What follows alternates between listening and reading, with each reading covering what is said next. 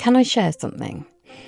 I don't think I've ever heard anybody say it's raining cats and dogs when it's raining. I've heard people teach it. I've probably taught it myself. But the truth is, the English that we're taught and the English that we read about in textbooks is often really quite outdated, which means old-fashioned.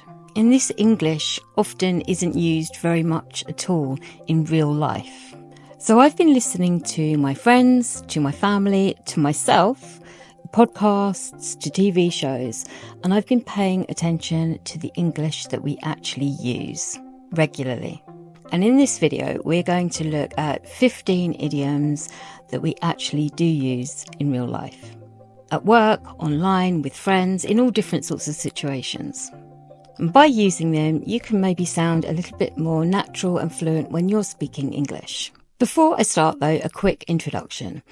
I'm Jo and I work with people who speak English as a second plus language. I work with students on a one-to-one basis in conversation classes, and I also create content here on YouTube and on Instagram. If you're at all interested in any of this, then check out the description and I'll include the links below. Where were we? English idioms we actually use. Listen to the end and then at the end of the video in the comments tell me which idiom is your favourite. And if you haven't got a favourite, just say hello. I always like to hear from you. If you enjoyed today's video or you find it useful, it would be great if you could give it a thumbs up and subscribe. It really helps me. Let's get started. Like I said, I've got 15 idioms to go through today, so I better get a move on. The first one is, I'll put it here, on your radar. If something is on your radar, it means that you're aware of it. I've got a real life example for you. I said to somebody the other day, have you seen that show on Netflix, Adolescence? And they replied, it's on my radar, but I haven't got round to watching it yet. Meaning that they were aware of it, but they hadn't yet seen it. Another example, in a work setting, you could say she's a really promising candidate, definitely someone who should be on your radar, definitely somebody you should be aware of. The next everyday English idiom that we're going to look at is to get out of hand. And when things get out of hand, it means that they get out of control. You can use it to describe habits or situations. For example, his spending habits are getting out of hand. Or perhaps the party got completely out of hand. In the end, somebody had to call the police. One more example, the discussion got completely out of hand. 1 minute we were talking politely and the next minute people were throwing insults. The next idiom is let's face it. I use this all the time and it's a really nice way to say let's be honest or let's be realistic about something. For example, let's face it, we're not going to finish this project by Friday. He's never going to change. Let's face it. Let's face it. I'm never going to win any awards for dancing. This is super common in British English. It's good for softening a harsh truth, keeping it real. Let's face it, I enjoy making YouTube videos, but I'm not exactly going to be Mr. Beast. The next idiom is first world problems. First world problems are complaints about minor inconveniences that only really exist in privileged or wealthy societies. They're not really serious problems. They messed up my coffee again. Yeah, all right, it's a first world problem. I can't get Wi-Fi. First world problem. It's often said with a bit of humour and a bit of self-awareness. You're kind of acknowledging, yeah, this isn't really a big deal. I shouldn't really be making a big fuss about it. There are more serious things going on in the world, but still, no Wi-Fi. I should probably just mention I'm going to put all these idioms in a PDF for you to download in case you want to have a look at them later. I'll put the link to the PDF in the description below. So have a look down there and you can pop over to my website and download it. So the next idiom is a more updated version of spill the beans, and it's spill the tea. The T stands for the gossip. So it means share the gossip or tell me all the juicy details. For example, they broke up. Come on, spill the tea. I need to hear all the details. He got a promotion. How did he manage that? Spill the tea.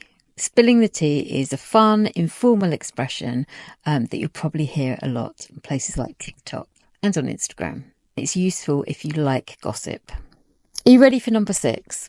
To throw someone under the bus. Yeah, brutal. If you throw somebody under the bus, it means that you betray them. You let them take the blame, often to protect yourself. It's bad form. He blamed the whole thing on me just to save his own skin. He totally threw me under the bus. I can't believe she threw me in front of the bus, in front of the manager. It was her mistake. It's often used in work settings. And let's face it, it's a bit toxic. Basically, someone's saving themselves by making you look bad. Not good. Don't throw people under the bus. Number 7 is another one that often gets used in the workplace, and it's to move the goalposts. And this means changing the rules or expectations unfairly, usually once something has already started. For example, I thought we'd finished the project, but now they want more reports. They're moving the goalposts again. Or, it's impossible to please him. He keeps on moving the goalposts.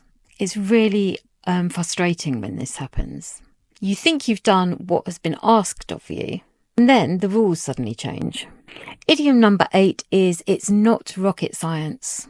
When you say something isn't rocket science, it means it's not difficult or complicated, and it's often said sarcastically. Just try restarting your computer. It's not rocket science. Cooking pasta isn't exactly rocket science. Boil the water, add some pasta, done. This is great for when somebody is overcomplicating something, and it's actually quite simple. Where are we? Number 9. Okay. Number 9 is back to the drawing board. And when you go back to the drawing board, it means that you start all over again when something has failed. I messed up my previous video. Back to the drawing board. Our first design didn't work, so it's back to the drawing board. The plan fell through, so we're going back to the drawing board. You'll often hear this expression at work in creative projects, where you're trying something new and it doesn't work and you have to start over again. And it's not necessarily negative. Idiom number 10, to jump through hoops. When you jump through hoops, it means that you have to go through a lot of effort to achieve something, often unnecessary effort. I had to jump through hoops to get that refund. Applying for the visa was a complete nightmare. So many hoops to jump through. This one is great when you're frustrated by overcomplicated systems or red tape. Number 11 is a nice positive one, on the up. And when things are on the up, it means they're improving or getting better. She went through a rough patch, but things are on the up now. The company is on the up. Profits are rising again. It's a really nice, hopeful idiom. Good for talking about recovery, growth, or progress. Idiom number 12 is to bite your tongue. And when you bite your tongue, it means that you keep quiet and you don't say something that you want to say because you want to avoid conflict or being rude. I wanted to say something, but I had to bite my tongue. Sometimes in meetings, I have to bite my tongue. This is really relatable, right? Often we'll be in a situation where we desperately want to say something, maybe give a truth, but we bite our tongue in order to keep the peace. It's a diplomatic thing to do, biting your tongue. The next idiom is good for when you have a shared understanding of something with somebody else. You can say you're on the same page. Let's make sure we're on the same page before the meeting. I love working with her. We're always on the same page. This is a good one for teamwork and for relationships. It's about being aligned and avoiding misunderstandings. 2 more idioms to go. And the next one is for when you don't bite your tongue. It's when you put somebody in their place. When you put somebody in their place, it's you remind them of their position. You remind them not to be too overconfident, too arrogant, or out of line. She tried to take over the whole project, so I had to put her in her place.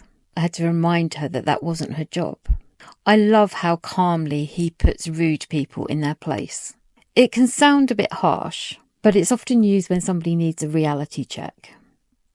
they need putting in their place. Okay, so the final idiom that I've got for you today is to come down on somebody like a ton of bricks. This is really brutal, and it means to punish or criticise somebody really harshly. He forgot to send one email and his boss came down on him like a ton of bricks. If you miss the deadline again, they'll come down on you like a ton of bricks. This one's quite vivid. You can really imagine the weight of this reaction, this kind of crushing reaction. So there you go, 15 English idioms that we actually use in English conversations. Let me know which one's your favourite, or if you have any similar idioms in your language. And remember, I'd really appreciate it if you enjoyed the video to give me a thumbs up and to subscribe for more English lessons. Thanks so much for watching, and I'll see you next time. Take care. Bye.